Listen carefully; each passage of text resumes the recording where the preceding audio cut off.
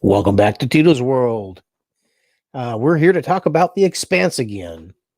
Now, I had already done one video, and it was my intention to do videos either once a week or twice a week and do this episode by episode.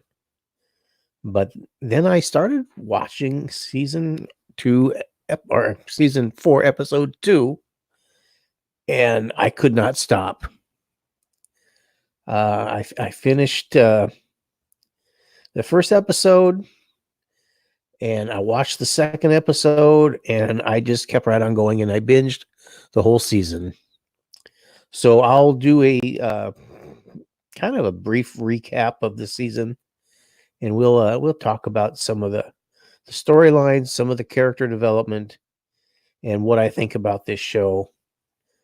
And where to start? At the beginning, if you remember, we were blockading the ring. The UN had decided that nobody goes through the ring until they have a chance to explore, find out if anything's dangerous, just get some idea of what is on the other side of the ring. So the Belter ship, Behemoth, that really huge, giant ship, is assigned to do the blockade there. There are a number of Belter colony ships that are wanting to go through and find a place to settle. Of course, Belters live in the asteroid belt, and they want their own homeland. 4 ships go through, as I mentioned before. Only one of them makes it down to the planet. The other 3, just once they go through the ring, we don't know what happened to them. They're just gone. We never find any wreckage, no trace of them. But the one lands on the first planet, and the Belters name that planet Ilus. Everybody else calls the new planet New Terra. So that's how that season starts in that episode. New character this season is Murtry. Murtry is pretty much a villain. He's ruthless. He's motivated by a need to make money, and he's really vile. Don't like Murtry. I can't really say that anybody likes Murtry. All the other characters, even some of his own people, are afraid of him, and the Belters hate him, and he's just a difficult character all around. I don't think that we will see him in the 5th season, but I don't know. The next character I want to talk about, my favorite character, Miller. And Miller pretty much drives the main story in this season. He and Holden, I think when they first knew each other, they met in previous seasons. Miller ended up on the crew, or with the crew on the Rocinante. I think at first they didn't like each other, but I think over time they kind of got to be friends. And then Miller died, and where things stands now is that he's dead. He has no body, and his consciousness has been absorbed by the protomolecule.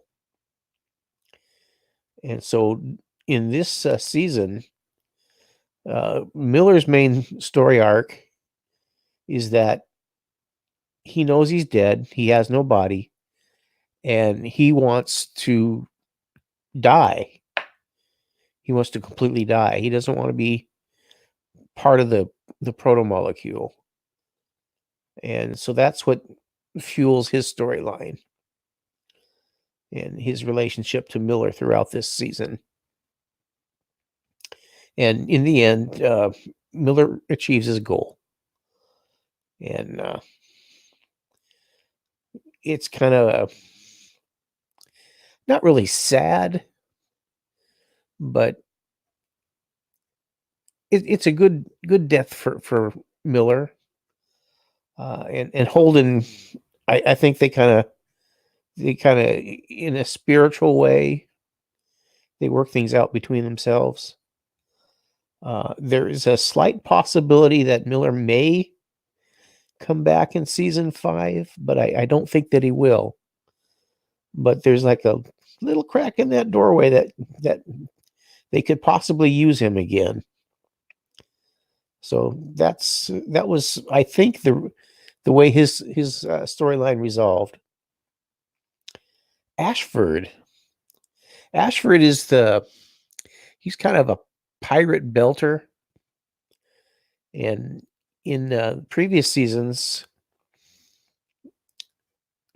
he and Drummer were Drummer's the captain of the Behemoth, and Ashford is the executive officer.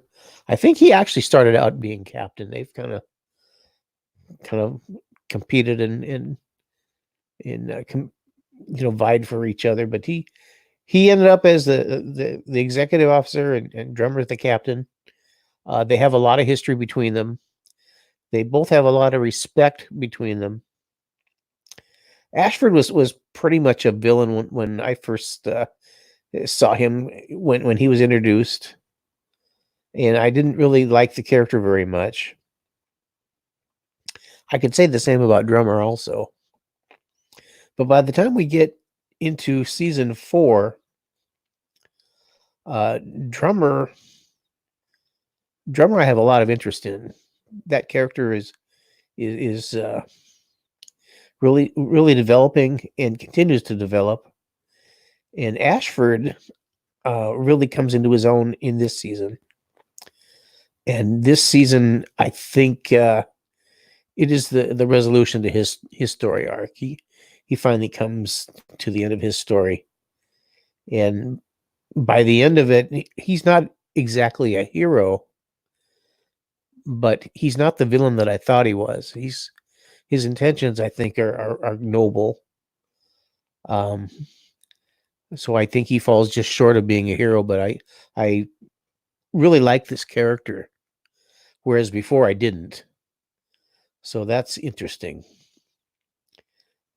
Really liked him in this series, this last season.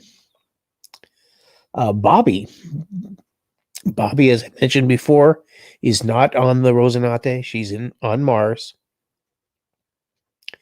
and she's got some problems with her younger brother. He's mixed up in a drug ring. Well, actually, it's a crime ring, and his connection is that he's a cooker. He's cooking up some kind of it kind of equates to crystal meth. I don't know what they're calling it, but Bobby finds out about it, and she wants him out of that. She wants him going to school. He wants him to have a future. So that's Bobby's motivation. She gets involved. She gets him out, but in order to get him out, she has to take his place because he owes them a lot of money. So that's what they agree, that he's out, he's going to go to school, and she'll work for the crime ring.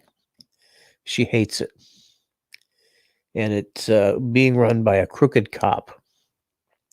She immediately goes to the police department, and when she does, she finds out that the officer that interviews her is the leader of the crime ring, that she negotiated the exit of her little brother out of the crime situation. So she can't get any help from the police. And so throughout this season, she's trying to destroy this crime ring.